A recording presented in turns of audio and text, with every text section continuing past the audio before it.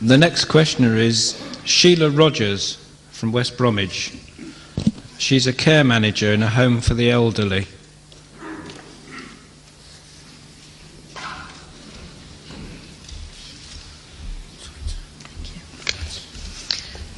Your Holiness, I'm Sheila Rogers from West Bromwich, and I'm here as a guest of Dr. Ahmed.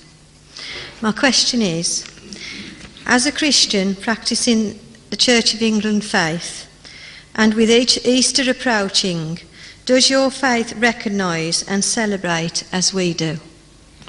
Easter? Please, if you study the history of Easter and also that of Christmas, you will agree with me that it has no Christian background at all.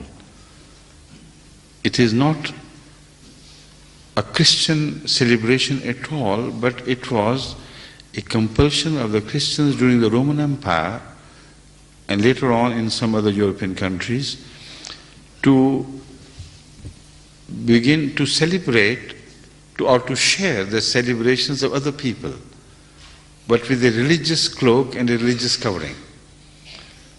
So neither there is a Christian background for Easter, nor there is a Christian background for this Christmas, because the date of birth of Jesus Christ was about 2-3 months, before the time of Christmas. There's enough ample evidence from the New Testament as well as from the Quranic statements. So why should we blindly participate in a celebration which has no religious significance and no logical significance either? If you must celebrate the birth of a prophet or a divine of whatever nature you believe in him, or death of a prophet or a divine, if some believe in Krishna, for instance, Lord Krishna as a manifestation of God personified, whatever the nature be, if you celebrate the birth of such a person or the death of such a person, you should do it in a manner that it becomes an appropriate homage to his goodness, to his high qualities. How can you pay homage to Christ even if we accept it by eating chocolates, egg chocolates? It has no bearing with the subject at all. How can you permit yourself to drink overmuch and commit crimes as well as commit mistakes which result in the unhappiness of the society as a whole by accident during the driving, accidents of the drunkards during the driving, etc., etc. So we should be meaningful, realistic.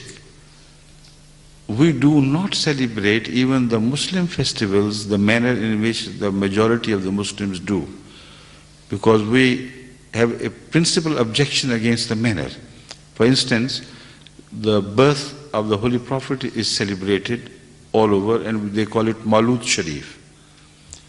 But the way it is celebrated, if anyone who did not know the significance of that goes into Pakistan or India where this birthday is celebrated, he would be out of his depths to understand who was born.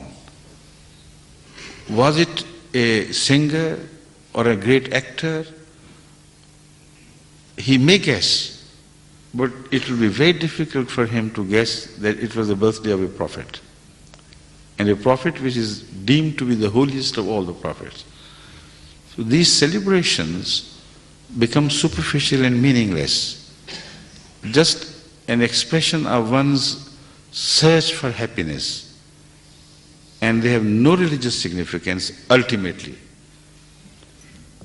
And another proof of what I'm saying, the truth of what I'm saying, lies in the fact that these celebrations are not known to man at the time where they should begin. No Christmas celebration will be heard of at the time of Jesus Christ, peace be upon him, and during the century of those who followed him. no Easter will be heard of in the community of early Christians.